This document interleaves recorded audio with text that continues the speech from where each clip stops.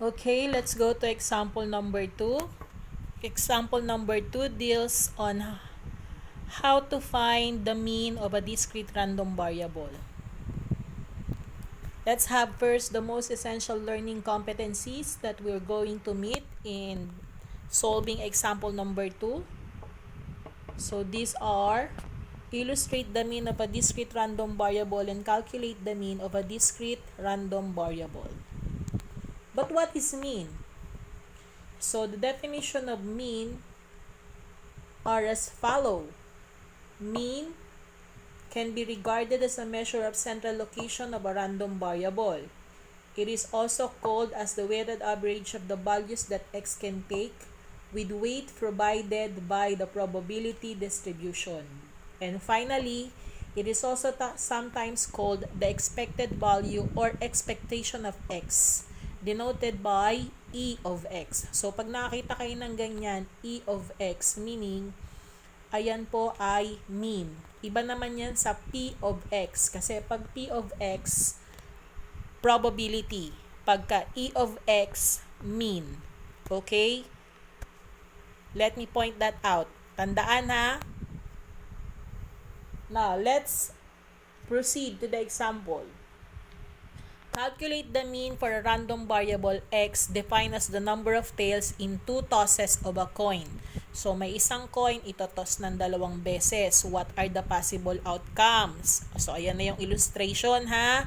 So, sa unang toss niya, head yung lumabas. Sa pangalawang toss niya, pwedeng head, pwedeng tail. Kaya, ang unang sample space natin ay head-head. Tapos, pangalawang sample space natin ay head-tail. And then, toss uli. Sa unang toss niya, tail naman ang lumabas. Then, sa second toss niya, pwedeng ang lumabas doon, head o kaya tail. Kaya, ang sample space nun ay tail-head or tail-tail. So, yon. Bali, meron tayong 4 possible outcomes. So, head-head, head-tail, tail-head, and then tail-tail. Now, we're going to get the value of the random variable x that defined as the number of tails. Kaya pagka head-head, ang tail dyan, 0. Pagka head-tail, 1. Pagka tail-head, 1. Pagka tail-tail, 2. So, ilan yung 0? Isa. Ilan yung 1? Dalawa. Ilan yung 2? Isa. Now, we're going to construct the probability distribution table. So, ito na yon. So, yung mga range space natin ay 0, 1, and 2. So, ilang beses magkakaroon ng 0? That is 1 out of 4 possible outcomes. Kaya 1/4. Ilang beses magkakaroon ng resulting value na 1? Dalawa. So, that is 2 out of 4. Or, ang lowest term ng 2 out of 4 is 1/2. Kaya, sa decimal point ay 0.5 siya. Pag sa decimal. Next, 2. So, ilang beses magkakaroon ng dalawang tail yung lalabas? So, isa lang yon, 1 out of 4. Kaya, 0.25.